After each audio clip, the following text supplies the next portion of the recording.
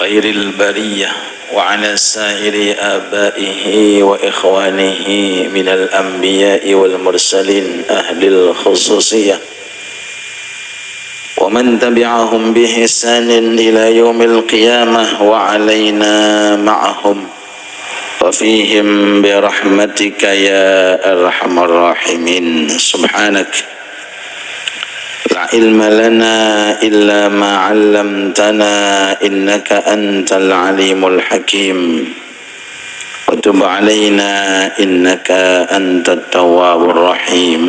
أما بعد. Yang sama-sama kita hormati, kita muliakan para alim ulama, sesepuh bini sepuh, terkhusus yang hadir di tengah-tengah kita, Habib Aqil bin Yahya hafizahullah. Beliau Mbah Mutin yang hadir, Abah Fatah Yasin, Yai Ainur Rafiq, Yai Hasan Bisri. Tak lupa kepada sahibul bait Bapak Haji Zainul sekeluarga dan segenap para jamaah putra putri yang senantiasa semoga Allah Ta'ala melipat gandakan rezeki duniawi dan rezeki ukhrawi. Secara khusus mudah-mudahan Allah Subhanahu wa Ta'ala kabulkan perjalanan kita sampai ke rumah ini, dan waktu yang kita luangkan serta tenaga yang kita gunakan semoga diterima oleh Allah dan dikabulkan oleh Allah. Amin ya rabbal alamin. Sebelum memasuki hadis kelanjutannya, sedikit kita ingatkan pentingnya untuk menata niat. Karena di dalam Al-Quran disebutkan wa ma umiru illa liya'budullaha mukhlisina lahuddin. Ikhlas dalam beribadah. Secara khusus saat ini kita hadir di dalam majelis taklim. Jenengan hadir niate ngaji napa golek kopi?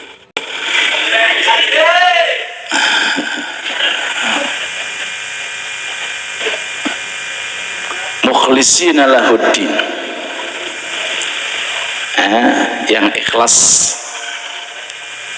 tujuannya hanya untuk mencari ridho Allah. Hati-hati kalau dicampuri dengan tujuan yang lain. Yang hanya diterima oleh Allah Ta'ala adalah setiap ibadah yang memang murni dicari, dilakukan untuk mencari ridho Allah. Sekali lagi, ngaji napa golek kopi? Alhamdulillah. Terus Ustaz, saya datang nih, ya ngaji yang golek kopi. Niki permasalahan.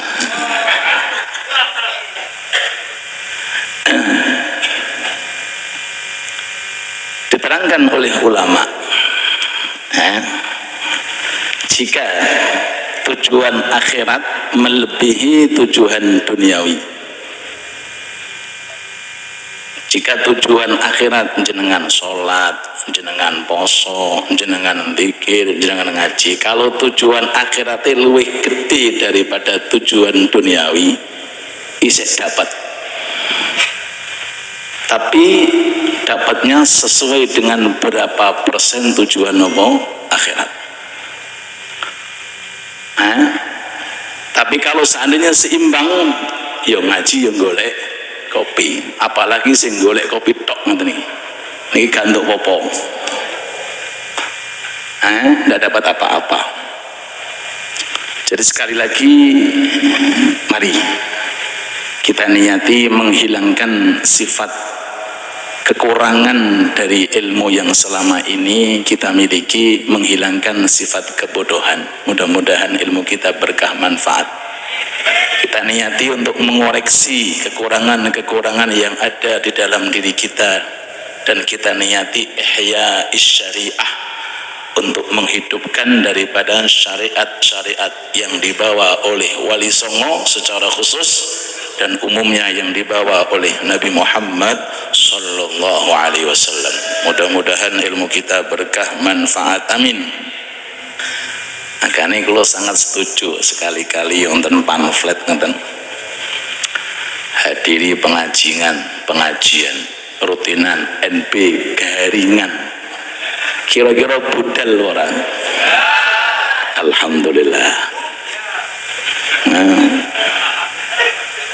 Tapi namanya tiang mukmin ngertos ilmu, mboten ngarah garingan orang. Karena tahu hasil. Di dunia kelihatan hasilnya. Mana kosomalun min sadaqah. Tidak mungkin harta itu kalau disedekahkan akan berkurang. Tidak mungkin. Niku janjini pun Nabi Muhammad sallallahu alaihi wasallam. Bal yazdad. Justru akan tambah dilipat gandakan oleh Allah. Apalagi kalau seandainya minuman atau makanan itu sampai kepada perutnya orang yang istiqamah dalam menuntut ilmu. Dalam suatu hadis, la ya'kul ta'amaka illa taqi. Kamu itu kalau punya makanan atau minuman, kasihkan orang, bebas. Secara khusus cari orang-orang yang takwa di hadapan Allah subhanahu wa ta'ala. Jadi kalau ada kopi mlebu masjid, pas. Kalau ada piringan mlebu masjid, pas. Tapi jangan menjadi tujuan. Siap insya Allah. Sekali lagi ngaji napa golek kopi. Alhamdulillah, mudah-mudahan besok Pak Zainul sekali-kali diuji garingan. Monggo kita lanjutkan kelanjutan daripada hadis yang keberapa nih? 7 napa 6? 9. An Abi Qatadah, dari sahabat Abi Qatadah radhiyallahu anhu wa ardhah. Nabi Muhammad sallallahu alaihi wa alihi wa sahbihi wasallam bersabda. Sahabat Qatadah, sebelum kita masuk hadis, ini merupakan sahabat yang pernah ikut andil dalam perang Uhud. Dan beliau termasuk sahabat yang pernah mengalami luka sampai matanya keluar. Masya Allah. Niki orang-orang dulu ujian dan cobaannya supaya mendapatkan derajat di sisi Allah Ta'ala seperti itu para jihad. Kalau kali panjenengan zaman-zaman ngeten iki jihadin apa? Ngaji. Es untuk kopi tempatnya sejuk, engkau oleh piringan barang, Masya Allah. Enak pun. Mudah-mudahan istiqomah. Orang-orang dulu dari kalangan sahabat, mereka keluar dari rumah perang, diantaranya sahabat Abi Qatadah. Ini sempat di perang Uhud, itu matanya keluar, coplok, keluar.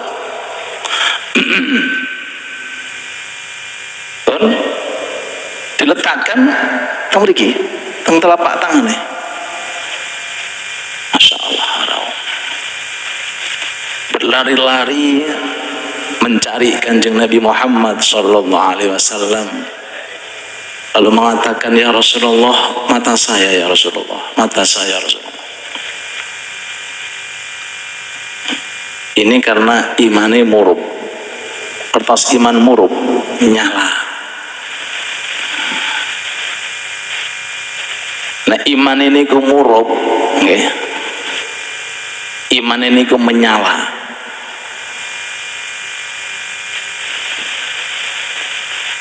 Kalau datang panggilan Allah, hayya 'alas shalah, hayya 'alal falah, tetap berangkat walaupun apa jenengan? Walaupun dalam kondisi terbatas. Ini kalau imannya menyala. Tapi kalau imannya menderip, paham bahasa saya menderip? bahasa Tuban ini gak murup yo gak mati, jadi menderip-menderip. Awake sehat keker gede tukur panggilan hayya 'ala shalah plek masjid gak iso teko. Naudzubillah. Tapi kalau iman ini menyala, iman ini kokoh, iman ini kuat, nurul Islam, nurul ilm, maka ujian demi ujian yang dialami akan siap untuk mendatangi Allah Subhanahu wa ta'ala. Akhirnya apa? Kepanggil kali Kanjeng Nabi, kata Rasulullah, mana? Dibawa Kanjeng Nabi, kemudian ditempleki dengan mripate sek, tanpa operasi kembali seperti semula. Niki namanya pun mukjizat. Allahumma sholli ala Muhammad. Tanpa operasi. Bahkan Abi Qatadah mengatakan setelah kejadian itu mataku nggak pernah sakit. Barokah tangan mulia Nabi Muhammad sallallahu alaihi wasallam. Kathah sangat mukjizat-mukjizat sing diparingake Allah datang Kanjeng Nabi. Tujuannya napa mukjizat? Untuk menguatkan kita.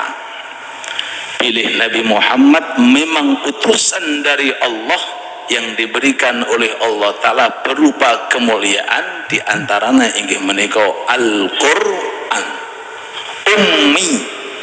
Kanjeng Nabi niku ummi niku mboten saged maos, mboten saged nulis, tapi angsal wahyu Al-Quran. Karena dengan doa kunut al-akhir sallallahu wasallam ala sayyidina Muhammadin nabil ummi. Lah sifat umminya Rasulullah itu suatu kemuliaan, tapi khusus Kanjeng Nabi kita nggak boleh niru-niru. Gak usah ngaji pengen jadi ummi loh, ya tambah nemen. Gak usah sekolah pengen jadi ummi kados Kanjeng Nabi. Beda. Kalau sifat umminya Rasulullah ini kemuliaan, tujuannya untuk menguatkan bahwa Al-Quran itu bukan buatan Nabi Muhammad. Kalau Kanjeng Nabi bisa nulis atau bisa membaca, kemungkinan besar Quran itu apa? Hasil daripada rekayasa Kanjeng Nabi, tapi mboten. Quran itu memang datangnya dari Allah Subhanahu wa ta'ala. Wa inna lahu lahafidhun. Aku menjaga Al-Quran sampai saat ini. Beda dengan Injil, sudah banyak perubahan. Beda dengan Taurat, beda dengan Zabur. Tapi kalau Al-Quran dijaga oleh Allah Ta'ala, setiap ada orang ingin mengusik Al-Quran, ngurangi titik E atau huruf E, mesti konangan. Faham konangan? Pasti ketahuan, karena memang sudah dinas oleh Allah, Al-Quran akan dijaga oleh Allah Subhanahu wa ta'ala. Niki sekelumit tentang manakibnya sahabat Abi Ubadah, Abi Qatadah. Mudah-mudahan dengan melalui cerita singkat ini Allah Ta'ala menanamkan dalam hati kita rasa mahabbah datang tiang ingkang soleh, khususnya para sahabat Nabi Muhammad sallallahu alaihi wasallam. Bi ayyihim ihtadaitum iktadaitum. Umatku, sahabat yang mana kamu ikuti mesti bener. Niki dawuh Kanjeng Nabi. Bi ayyihim ihtadaitum iktadaitum. Alaikum bisakinah. Jikalau kalian mendapati, jikalau kalian napa niku hadisnya, idza ataitumus shalah nggih, pelan walaupun ketinggalan jamaah,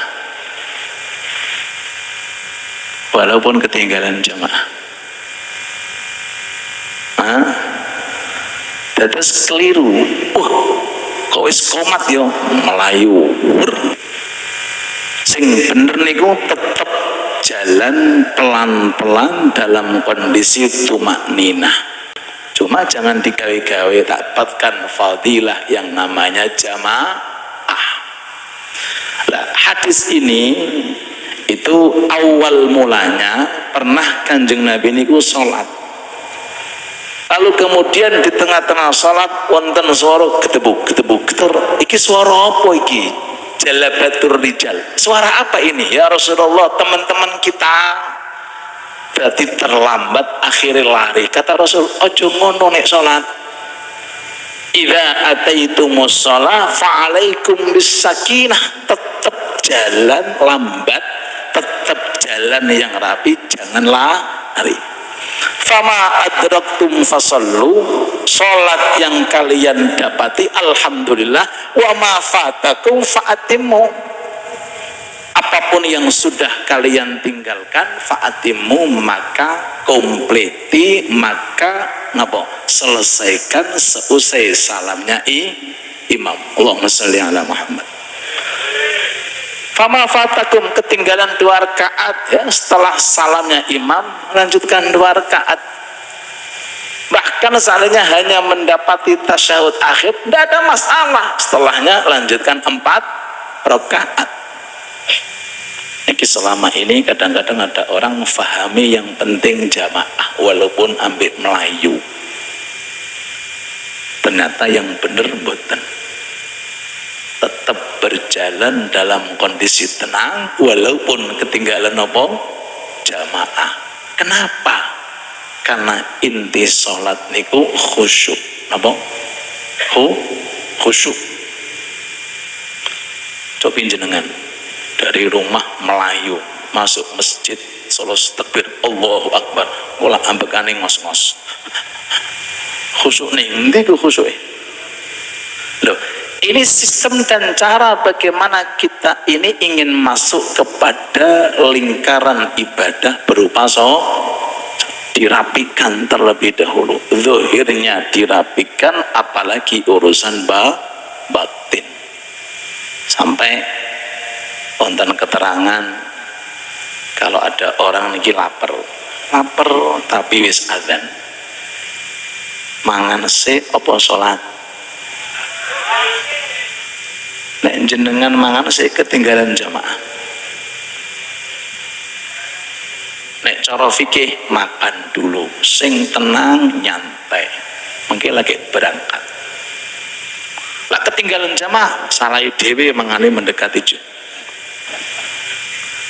Tapi sistemnya seperti itu. Idza ja'al asya wal isya quddimal asya. Kalau datang isya, datang waktu malam piye iki? Salat sik apa mangan sik? Mbok mangane mbok apa wallahu alam iki. Makan dulu. Isi dulu perutnya supaya ketika kamu sholat nggak mikir makan. Satu. Yang kedua, jenengan gadai masalah nopo mawon, pengen nopo, usahakan cepat selesaikan sebelum mendekati sholat. Supaya apa? Biar lebih konsentrasi. Sholat menahan hajat di hammam makruh hukumnya. Makruh. Ada orang seandainya pengen buang air kecil, aduh kok jamaah yo, jamaah, ternyata imamnya maca Al-Baqarah. Ayo akhirnya nyalano imam aja dulu sampean dewe diaturi agama, silahkan anda ke kamar kecil walaupun ketinggalan rakaat pertama, tidak ada masalah.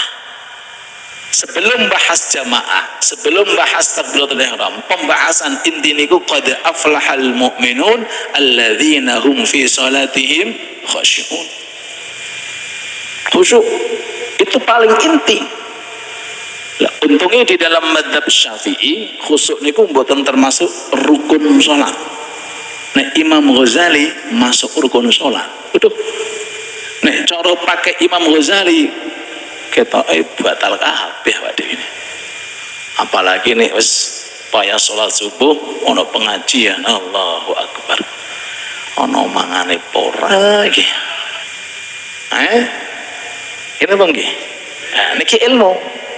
Fa'alaikum bisak, yang tenang ketika datang. Jangan noleh ke kanan, noleh ke kiri. datang dari rumah usahakan sudah dalam kondisi wudhu, dan jangan ada tujuan kecuali untuk mengerjakan sholat. Ini supaya nilai pahala dan ganjaran yang disiapkan oleh Allah Ta'ala sempurna. Nah, kalau kita lihat di dalam ilmu-ilmu fikih, okay, memang adab dan tata krama itu paling penting para rawuh. Ustaz, saya sholat nggak pakai kopiah, gimana? Enggak apa-apa.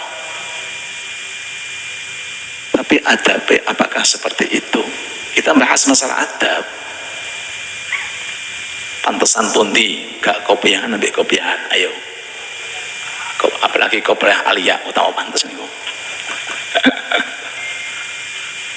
Wonten tiang sholat, masya Allah, baju nih ya Allah nggak tahu sudah berapa hari nggak dicuci, melebu masjid sampai cecek ceblok karena bau nih. Angsal.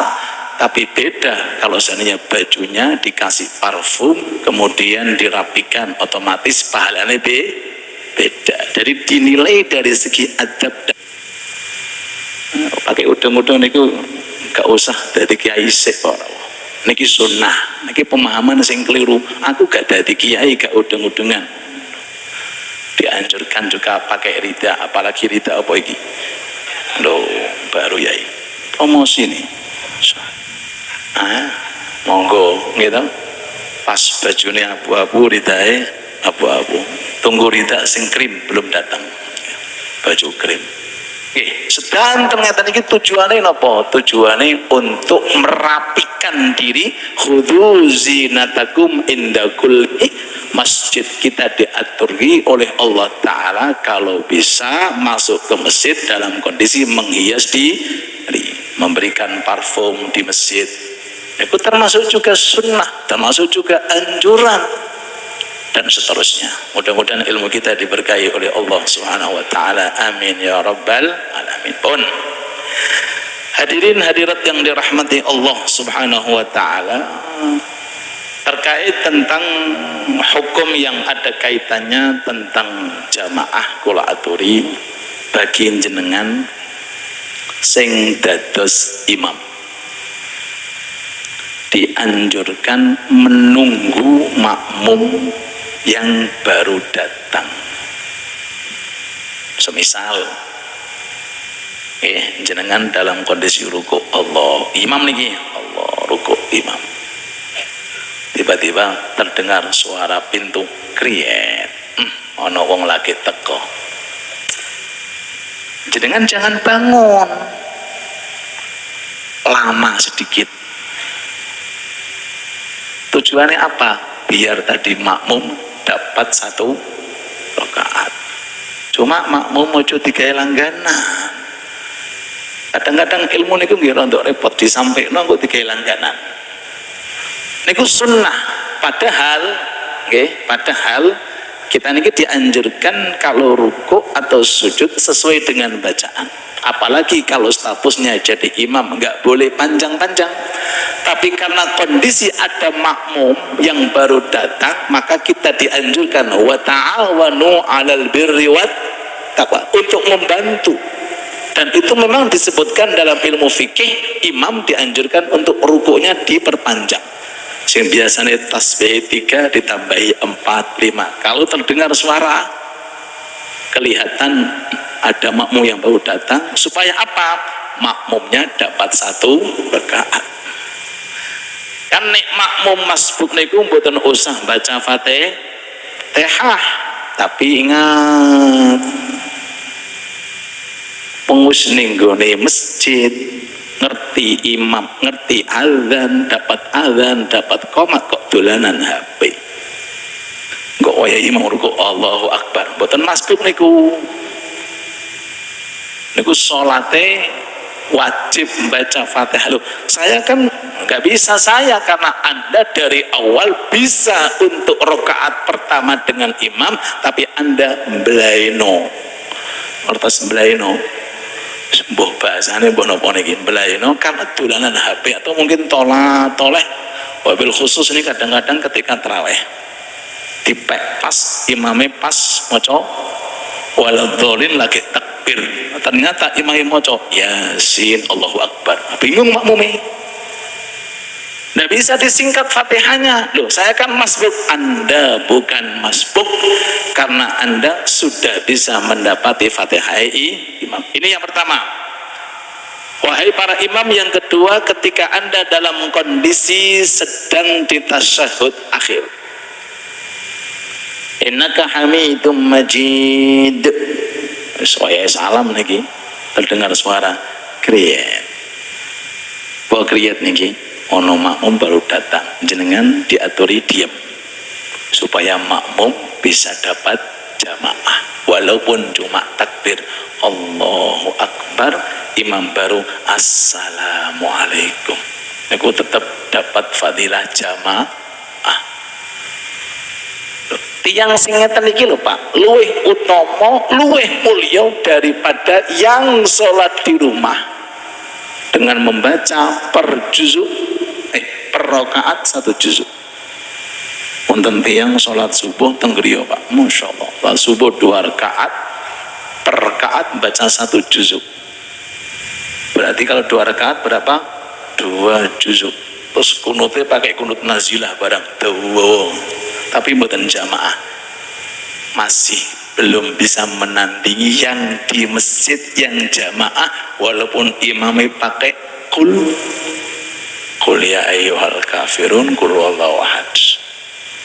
Kok sakit Ustaz? Karena dia ikut Kanjeng Nabi Muhammad sallallahu alaihi wasallam, yaitu mengikuti sholat secara Nah, ini 2 hal tolong diperhatikan kalau kita jadi nopo imam.